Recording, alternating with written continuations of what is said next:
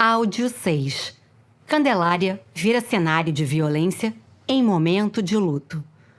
Ação da cavalaria da Polícia Militar, armada com sabres, deixa feridos na saída da missa de 7º dia da morte do estudante Edson Luiz. Audiodescrição. Fotografia na horizontal em preto e branco. Vista de cima, a cavalaria militar ao redor da Candelária. Empunhando sabres, galopavam em direção a muitas pessoas. Algumas corriam pela rua. Outras se abrigam na lateral da igreja. Fim da audiodescrição. O restaurante central estudantil, localizado na Avenida Infante Dom Henrique, próximo ao aeroporto Santos Dumont, oferecia refeições a preços populares para os estudantes de baixa renda. O lugar era conhecido como calabouço.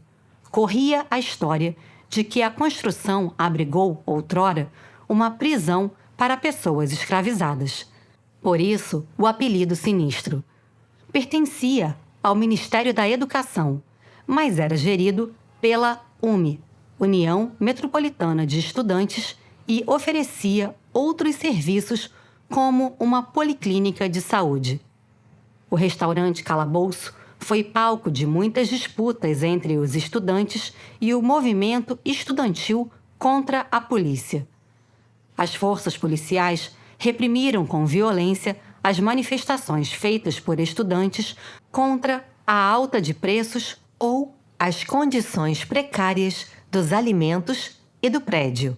No dia 28 de março de 1968, aconteceu a primeira morte durante um conflito.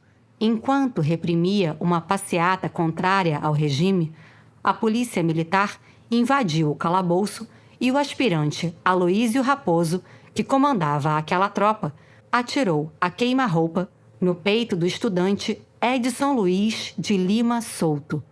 Além do rapaz, mais 3 pessoas morreram em decorrência da ação policial, incluindo um transeunte, um vizinho que assistiu à confusão pela janela de sua casa e outro estudante, Benedito Frazão Dutra, que morreu após alguns dias em coma.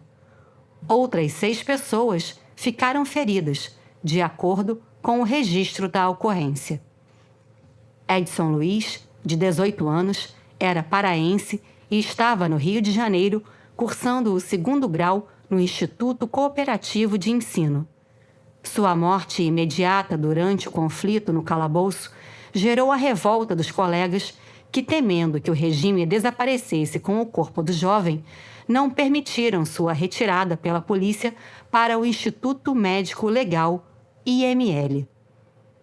Foi quando os estudantes, em cortejo fúnebre, levaram o corpo sem vida de Edson Luiz ao Palácio Tiradentes, sede da Assembleia Legislativa do Estado da Guanabara, na Avenida Antônio Carlos.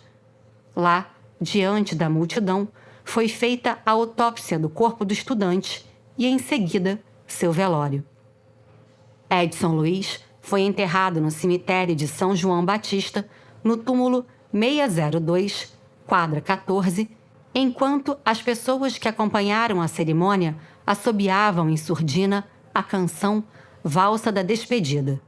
Desse dia até 2 de abril, protestos foram mobilizados em todo o país.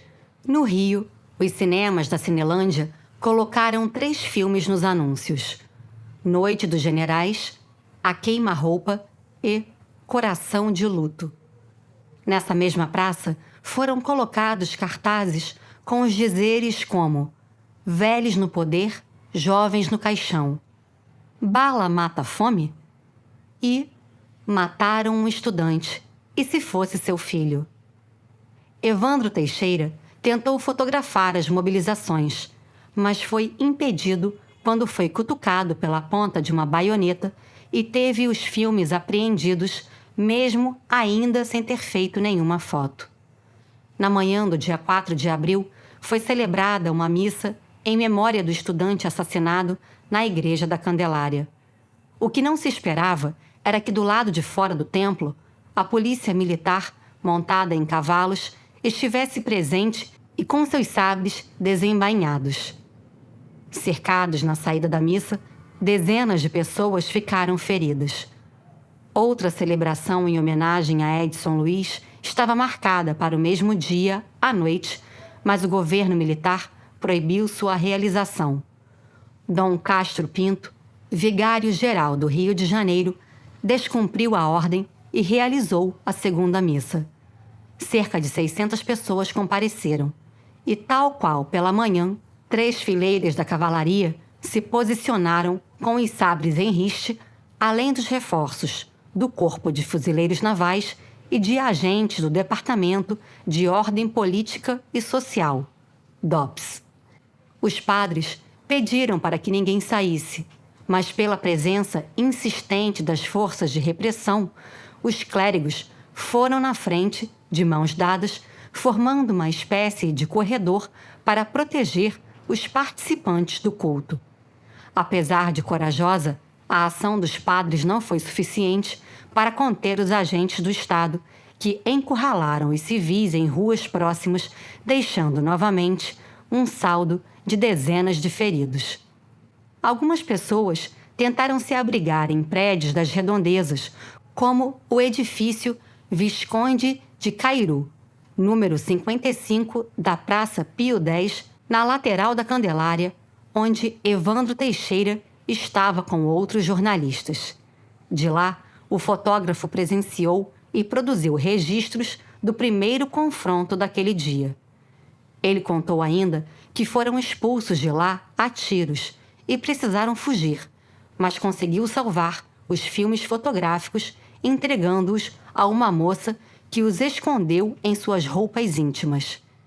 Seguindo as orientações do próprio Evandro, a jovem se dirigiu à sede do Jornal do Brasil, na Avenida Rio Branco, e, usando uma senha previamente combinada com o segurança do JB, entregou os negativos a salvo.